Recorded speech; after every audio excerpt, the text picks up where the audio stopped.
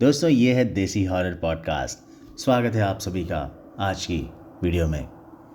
दोस्तों दिवाली रोशनी, खुशियों और शुभता का एक त्यौहार माना जाता है। हिंदू उसमें मान्यता में बहुत बड़ा त्यौहार है और ये त्यौहार अंधकार को दूर करने की आशा की एक किरण जगाता है।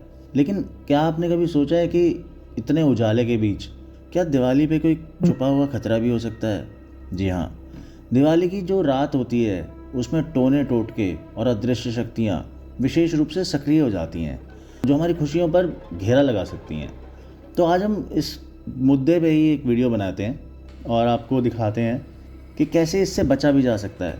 वीडियो के अंत तक बने रहिए क्योंकि आपको हम लास्ट में बताएंगे कैसे टोने टोटकों से आप बच सकते हैं। तो दिवाली की जो रात है, जब सारी सकारात्मक ऊर्जा अपने चरम पे होती है, उसके साथ साथ नकारात्मक शक्तियाँ जो होती हैं वो भी बहुत ज़्यादा बढ़ जाती हैं। और यही कारण होता है कि टोने टोटकों का जो प्रभाव होता है इस दिन रात को कई गुना बढ़ जाता है। तो आइए आप स्टोरी शुरू करते हैं अपनी। ये स्टोरी है दोस्तों देवगढ़ गांव की, नीलम और प्रशांत के घर की। तो आइए शुरू करते हैं बिना देरी किए। दोस्तों हर साल की तरह देवगढ़ में इस साल भी दिवाली की बहुत ज़्यादा धूम थी और हर गली जगमगा रही थी। हर गली में लड़ियाँ लगी थी, पटाखे, फूल पटाखे, सब बहुत हर्षोल्लास से दिवाली के वेट में थे। हर घर में खुशियाँ थी। लेकिन इस बार हवा में कुछ अलग बात भी थी। थोड़ी ठंडक भी थी, जैसे हर घर पे एक निगाह टिकी हुई थी।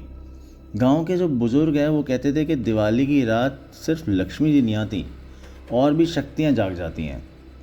अब जो नीलम और प्रशांत हैं, इनका घर नया बना हुआ था और इनका बेटा था परीक्षित, जो बोर्ड के परीक्षा की तैयारी कर रहा था।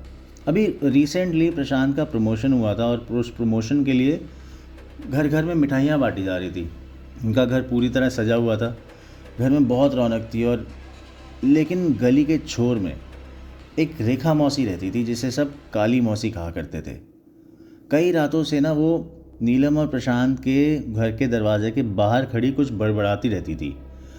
उसकी हाथ में मिट्टी होती थी, मिट्टी में वो राख मिलाती थी, नींबू मिर्च टांगती थी और कुछ ना फुसफुसाती रहती थी और बोलती थी, इस बार देखना दिया तो जलेगा, उजाला नहीं होगा। अब दिवाली से 7 दिन पहले इस गांव में एक परंपरा थी कि हर घर में 7 दिनों तक दिए जलाकर देवी का आह्वान किया जाएगा। तो नीलम भी उस प्रथा को निभाती थी और नीलम ने भी 7 दिन पहले हल्दी, कुमकुम, नींबू मिर्च, 5 काली मिर्च के दाने, इन सब के साथ दिया जलाना शुरू किया। तभी उसी टाइम दरवाजे पे राख का एक छोटा सा ढेर आके गिरा, जिसमें बाल और सिंदूर थे। नीलम बहुत डर गई और कांपते हुए बोली, ये किसने डाला? प्रशांत एकदम वहाँ आया, मुस्कुराया उसको देख के, बोलता, शायद हवा से उड़ के आया होगा, इतना क्यों घबरा रही हो? लेकिन वो हवा नहीं थी, वो टोने की पहली लकीर थी। दोस्तों जब रात में पूजा खत्म हुई, अब सारे दीप जलाए गए, सिवाय उस दीपक के जो दरवाजे पर रखा था, सारे दीप जल रहे थे, वो बुझ गया अकेला। ठीक है, इसको देख के सारे घर वाले भी घबरा गए। उन्होंने कई बार उस दिए को जलाने की भी कोशिश की, लेकिन वो दिया खुद ब खुद बुझ जाता था। अब सब ये समझ के सो गए कि हो सकता है हवा हो, प्रेशर बन रहा हो, उससे बुझ रहा हो। तो सारे सो गए इसको देखते हुए। बट अगले दिन नीलम के साथ अजीब अजीब घटनाएं होने लगी। जब भी वो पूजा करती तो उसका दिया खुद ब खुद बुझ जाता था। रसोई में जो बर्तन थे अपने आप गिरने लगते थे, नींबू काले पड़ जाते और नमक में कीड़े रेंगते दिखाई देने लगे। तो वहाँ घर में दादी रहती थी, जो इसकी प्रशांत की मदर थी। उन्होंने कहा कि ये किसी ने टोना टोटका किया है, ये बुरी नज़र का टोना है। इसको देखते हुए रेखा मौसी की चर्चा फिर से उठी, क्योंकि कुछ दिन पहले उसे नीलम के घर से निकाल दिया गया था। वो नीलम के घर पे काम करती थी, बाई थी। तो लेकिन सब जानते थे वो टोटके करती थी। राख, नींबू और तांबे की कटोरी वाली औरत थी वो, इन सब चीज़ों के टोटके करती थी। और उनको चौकीदार ने बताया था कि दिवाली की रात से 7 दिन पहले वो शमशान के पास गई थी और उसने राख में किसी अधजली तस्वीर को डाला। ठीक है, अब वो उन्होंने सब ने वहाँ जाके देखा वो किसकी तस्वीर थी। वो तस्वीर नीलम की थी। नीलम बहुत बुरी तरह डर गई और उसने और भी तस्वीरें वहाँ जलाई थी। हो सकता है वो नीलम और उसके परिवार की तस्वीरें हों। अगले दिन प्रशांत को बहुत तेज़ बुखार चढ़ गया अब उसके डॉक्टर अस्पताल ले जाया गया। वहाँ उसकी जब जाँच हुई तो डॉक्टर बोले कि रिपोर्ट तो सारी ठीक है, पर शरीर इसका तप रहा है और वो रात को बड़बड़ाने लगता कि मुझे मत देखो, मैंने कुछ नहीं किया। और अचानक ही उसके तकिए के नीचे से राख और सेंधा नमक मिला। इस पर सारे ना बहुत डर गए। उसको घर लाया गया और नीलम ने डिसाइड किया कि पंडित हरिदास को बुलाएगी वो। अब पंडित जी आए, हरिदास जी, जांच की उन्होंने और वो नीलम को बोले कि ये दीप रोग है, दीप के बुझने से जीवन का प्रकाश भी मुरझा जाता है। और उन्होंने कहा कि 3 दिन तक हवन करो, तुलसी के पौधे को छूना मत और किसी अनजान को घर में आने मत देना। लेकिन उसी रात रेखा मौसी फिर से उनके घर के दरवाजे पे आई। हाथ में झोला था और आंखों में लालिमा बिल्कुल। बोली, बेटा दिया कम जल रहा है, मैं मदद कर दूं? नीलम ने उनको देखा और नीलम तो बहुत डर गई। उसने ना एकदम से दरवाज़ा बंद कर दिया और दरवाज़ा बंद करते ही दोस्तों दरवाजे की चौखट पर काले जलते निशान बन गए। नीलम इसको देख के फिर से बहुत डर गई। उसको समझ नहीं आ रहा था क्या करें, परिवार वालों को समझ नहीं आ रहा था क्या करें, लेकिन किसी तरह वो सो गए। ठीक है, अब अगला दिन आया। अगले दिन ना इनके सबके घर वालों के मिजाज ही बदल गए, आपस में एक दूसरे के खिलाफ से हो गए सारे। परीक्षित जो बेटा था इनका, वो गुस्से में चीज़ें फेंकने लगता। दादी पूजा छोड़कर भाग जाती रोती। प्रशांत हर छोटी बात पे नीलम पर चिल्लाता, झगड़ा करता उससे। जब नीलम ने तुलसी पे जल भी चढ़ाया तो उसने देखा कि पौधा ही राख बन गया। तभी दरवाजे पे फिर से दस्तक हुई और वही रेखा मौसी खड़ी थी, नींबू मिर्ची की माला हाथ में लिए हुए और होठों पर बहुत डरावनी हंसी लिए हुए। कहती है, क्यों डरती हो बहू? अगर दिया नहीं जलेगा तो क्या हुआ, अगर जलेगा तो खुद ब खुद बुझ जाएगा। नीलम ने एकदम से फिर से दरवाज़ा बंद कर दिया और उसी वक्त वो जो चौखट थी जिस पे जले के निशान आए थे उस पर गहरी दरार बन गई।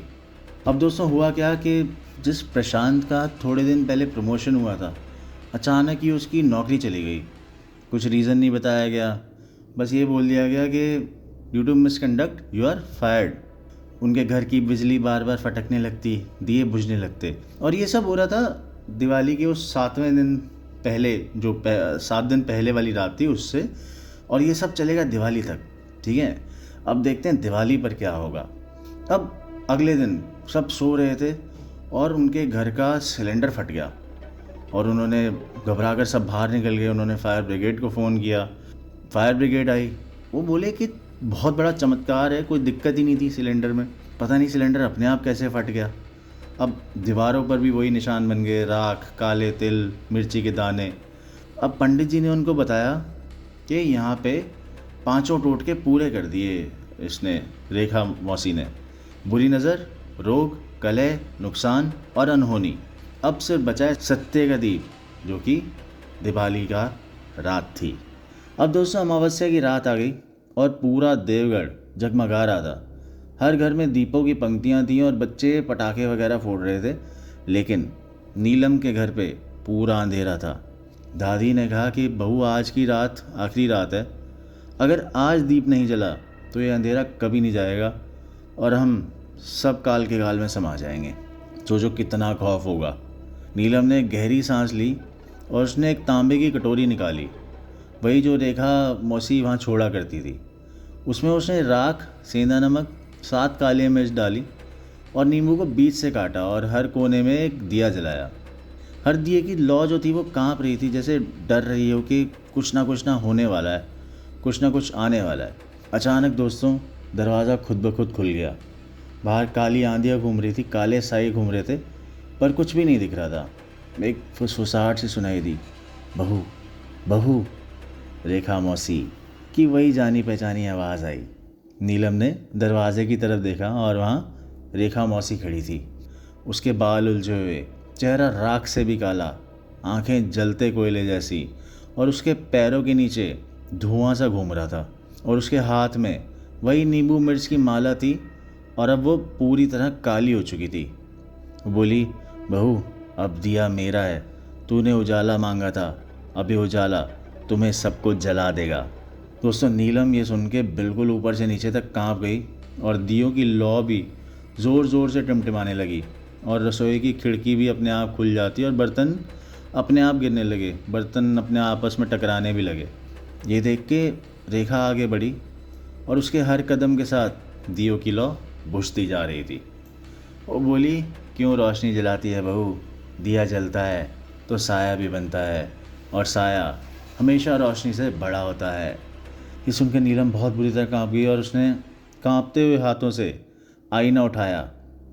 ये वही आईना था जो उसने अपने कमरे में रखा था, जिसमें कभी अपने वो सुहाग की बिंदी देखा करती थी। नीलम बोली, अगर दिया तुम्हारा है तो रोशनी मेरी होगी और मैं आज तुम्हें हरा के रहूँगी। और उसने दीप को आईने के सामने रख दिया। लौ जो थी आईने के प्रतिबिंब में आई और लौ का उजाला रेखा की परछाई पे पड़ा, और इस बार कुछ अलग ही हुआ। रेखा की परछाई हिली ही नहीं। वो मुस्कुराई और बोली, अरे मूर्ख, परछाई भी कभी उजाले से नहीं जलती, वो अंधेरे से जन्म लेती है। दोस्तों, अचानक पूरा कमरा हिलने लगा, दीवारों से राख झड़ने लगी, तुलसी का गमला उलट गया और दियों की लौ नीली पड़ गई। नीलम चिल्लाई, तू जो अंधेरा लाई है उसी में सिमट जाएगी। उसने आईने को फर्श पर पटका और आईना टूट गया, और टूटते ही उससे एक तेज़ नीली लपट उठी और वो लपट सीधा रेखा मौसी की आंखों पर पड़ी। और रेखा चिल्लाने लगी और उसकी आवाज़ मानो 100 औरतों की चीखों जैसी थी। उसकी परछाई दीवारों को छू कर इधर उधर नाचने लगी और छूटकर खुद को वो रेखा जलने लगी वहाँ पे। रेखा बोली, नहीं, ये आग तुम्हारी नहीं, मेरे अंदर की थी। उसका शरीर राख में बदल गया और राख उसके चारों ओर का धुआं भी चुपचाप दियों की लौ में समा गया रेखा का। कुछ पल बाद कमरे में सन्नाटा था, सिर्फ दिया जल रहा था और उस दरवाजे के पास रखा जो वो पहला वाला दिया था, पहली रात वाला, वो खुद ही जल उठा और वो स्थिर था और उसकी लौ जो थी वो सुनहरी हो गई। देखते ही देखते दोस्तों सुबह हो गई और सुबह का उजाला धीरे धीरे घर में उतरने लगा। प्रशांत का बुखार भी उतर गया, दादी भी पहले की तरह मुस्कुराई, परीक्षित भी खुश था। वो भी मंदिर के सामने जाकर बैठ गया और बोला, माँ, आज ये दिया बहुत चमक रहा है। नीलम हल्के से मुस्कुराते हुए बोली, हाँ बेटा, क्योंकि ये दिया अब डर से नहीं, विश्वास से जल रहा है। तो दोस्तों, कैसी लगी आपको ये कहानी आज की? टोने टोटकों से बचना बहुत ज़रूरी है दोस्तों, बहुत ज़रूरी। याद रखना चाहिए कि दिया चाहे जितना भी चमके, दिए के नीचे हमेशा थोड़ा सा अंधेरा रहता है। वो अंधेरा हमें अपने जीवन में नहीं लाने देना। तो टोने और टोटकों से बचने के लिए दिवाली के समय हमें कुछ सावधानियाँ बहुत अनिवार्य हैं कि घर परिवार की पूर्ण सफाई और संवारें, पूरी तरह घर को साफ़ करें। अब जो घर का मुख्य द्वार है वहाँ पे शुभ चिन्ह बनाएं, जो भी आपको ठीक लगे।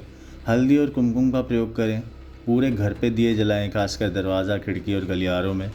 तुलसी के पौधे को सुरक्षित रखें और उसकी पूजा आवश्यक है बहुत ज़्यादा। नींबू मिर्ची की माला मुख्य द्वार पर ज़रूर लटकाएं, ये बुरी नज़र से आपको सुरक्षित रखेगा। शाम के समय दुर्गा मंत्र या गायत्री मंत्र का जाप भी करें। और फुलझड़ी पटाखों की आवाज़ से नकारात्मक ऊर्जा तितर बितर होती है, चाहे हमारी गवर्नमेंट इसको अलाउ नहीं करती, लेकिन मेरे को ऐसा लगता है ये होती है, मानो या मत मानो। और अगर दोस्तों आपको लगे कि किसी ने टोना टोटका किया है तो तुरंत ही धार्मिक अनुष्ठान कराएं।